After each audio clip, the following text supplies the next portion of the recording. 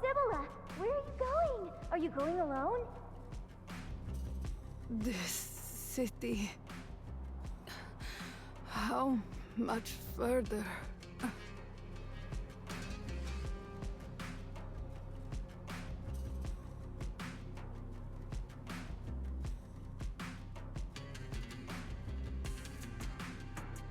The Great Expo? What a strange name. What is that? This is a tradition that has endured throughout human history. People from every region and ethnicity gather to showcase their achievements, exchange new technologies, learn from one another, and move forward together. Regardless of how they're divided into nations, or today's city-states, settlements, and shelters, the essence of the Great Expo has never changed. It's a gathering where people come together to push civilization forward. Even the smallest voices will be heard.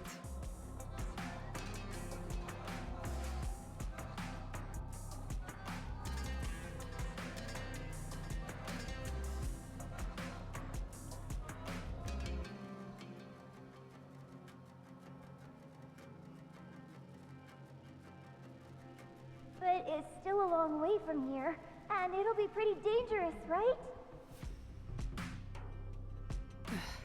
I have to go. No matter how dangerous it is, a whistle is useless if it stays silent. Ah, here. We made this bracelet together. It's a protective charm for you. I learned from my big sister. Each bead represents one of us, to keep you safe. May the sandstorms never hurt you. May you always have food and warm clothes. May you never feel lonely and despair. And may you find good friends and companions wherever you go. Safe travels! We'll be here waiting for you.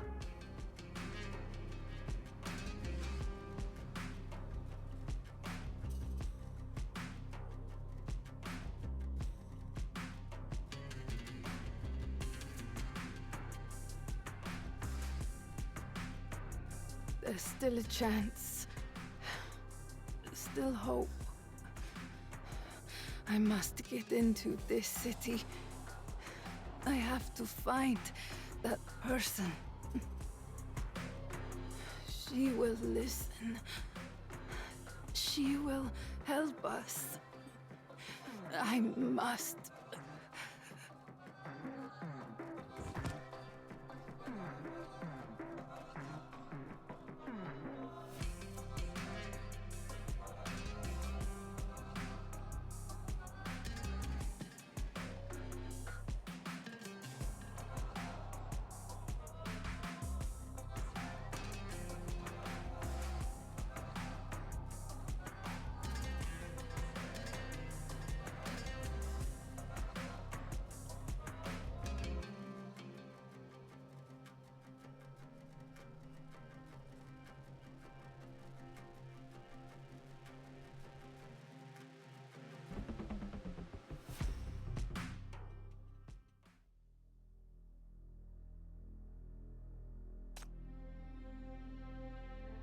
Six months have passed since the assassination of the Speaker and the cabinet overthrow.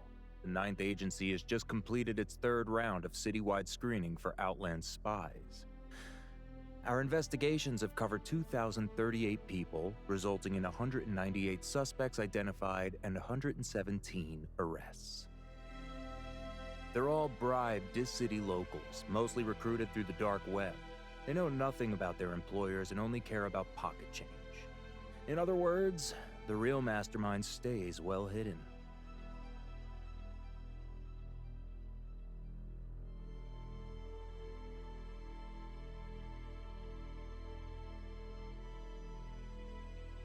All Outland ambassadors have been summoned for questioning in connection to suspicious activities during the election. We've also widened the investigation to include all organizations tied to the Outland. Notably, Quinn's president has been detained for allegedly bribing counselors. The full reports have been forwarded to the 9th Agency. The borders are now under stricter lockdown, with heightened scrutiny for all entries and exits. So far, no individual or organization has claimed responsibility for the attack.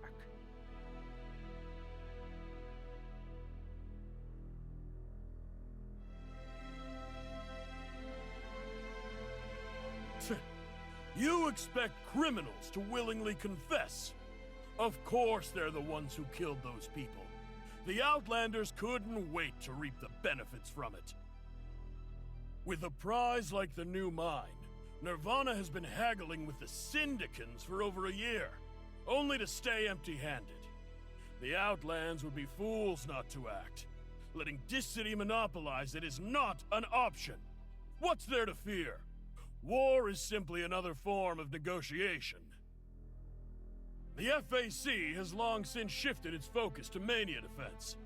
The Black Rings and Corruptors have drained the military budget dry. Our soldiers and artillery tied up defending the broken front line. A single tide of ashes or a Dis-C surge, and they're already stretched thin. If war actually breaks out, how many troops would we even have left? Anyone with a brain can see that this is the Outland's best, if not last, chance to cripple Dis-City.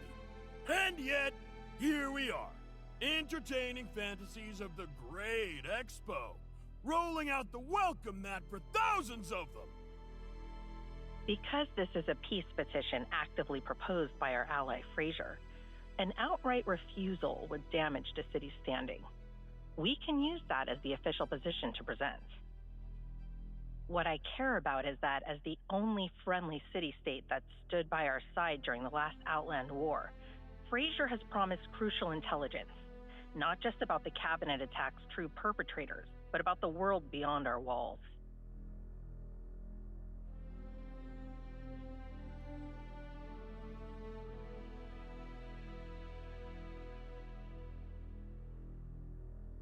The good old days. The last expo was in NF-106. What should have been a peaceful celebration ended with a diplomatic collapse, and we still haven't truly reconciled to this day. The widespread disasters have limited war, trade, and transportation, but they've also choked off intelligence networks. For every 10 agents we send out, we're lucky to get back a single corpse with half a dying message. That's another kind of isolation.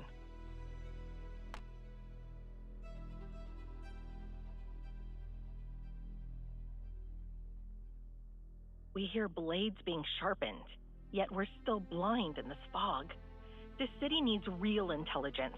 We must see every threat before it strikes. And if a blade is pressed to our throats, we take it and follow it straight back to its master.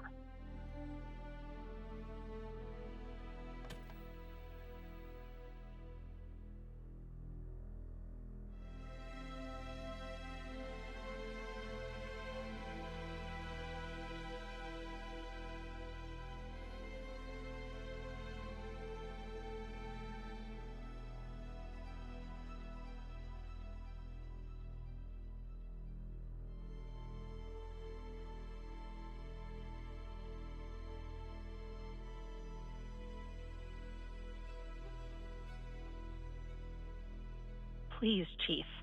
We need first-hand intelligence from the MBCC.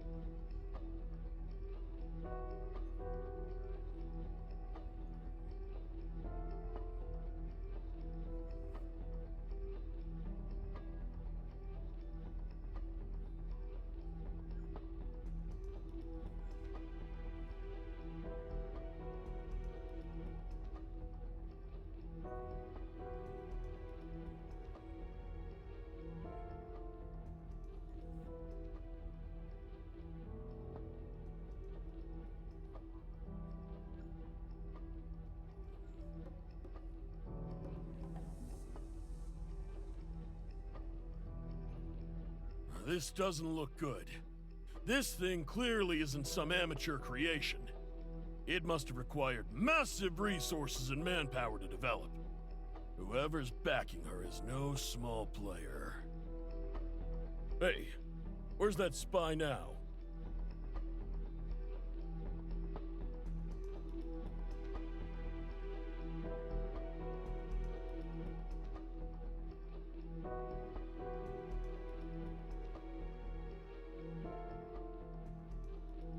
On the bright side, our enemy hasn't fully mastered this power yet, and that sinner is already dead. On the more concerning side, we've only exposed one spy, one who infiltrated this city years ago. For all we know, our enemy may have already created more soldiers like her. You're right.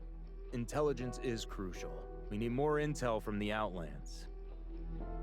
Gathering local intel takes time. While we successfully dismantled the Underground's dark web last August, the operation came at a steep price. Many of our agents in the Outlands were exposed, went missing, or were neutralized with classified materials leaked in the process. Our intelligence network has been severely compromised. Both rebuilding and reactivating it will take considerable time. If we can't afford such a long wait... Then let Frazier bring their intelligence to us. If they dare attempt anything underhanded, we'll be fully prepared to prevent any incidents.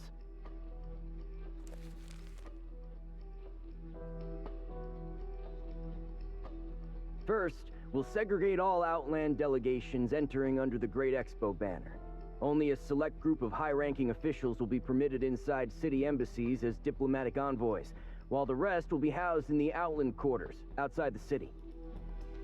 These quarters will be under FAC's close surveillance, ensuring that the majority of their personnel, goods, and information are strictly confined to the designated area outside our borders. Second, we'll implement targeted countermeasures against the Apostles of Ashes. Now that our enemy has revealed their attack methods, we'll adapt our defenses accordingly. Every lesson learned from fighting the Tide of Ashes will be put to good use. Third, we'll coordinate with satellite towns and other allied forces to reinforce outskirts patrol routes and alert systems. This will prevent any large-scale force from approaching the city undetected.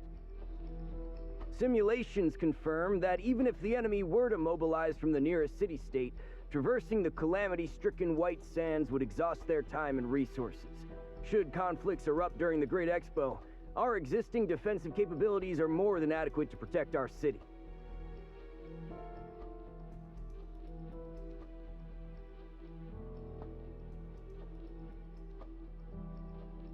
We should accelerate our Expo preparations then. Can't afford to let them notice anything unusual and gain diplomatic leverage against us.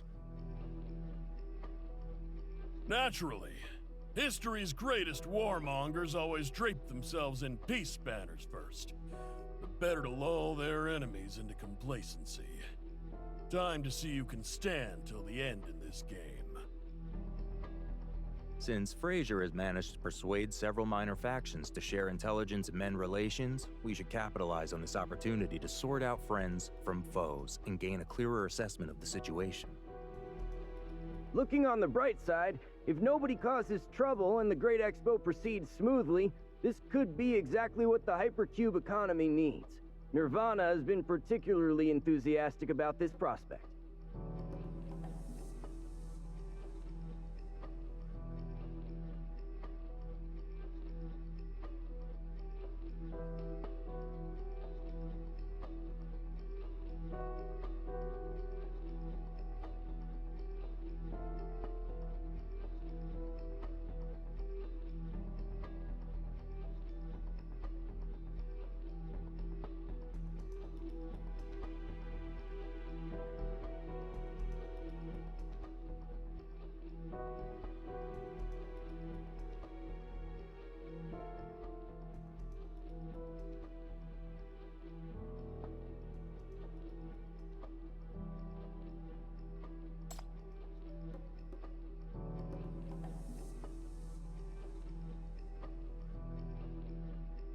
The Speaker. Huh. He won't oppose anything. What can he actually accomplish anyway?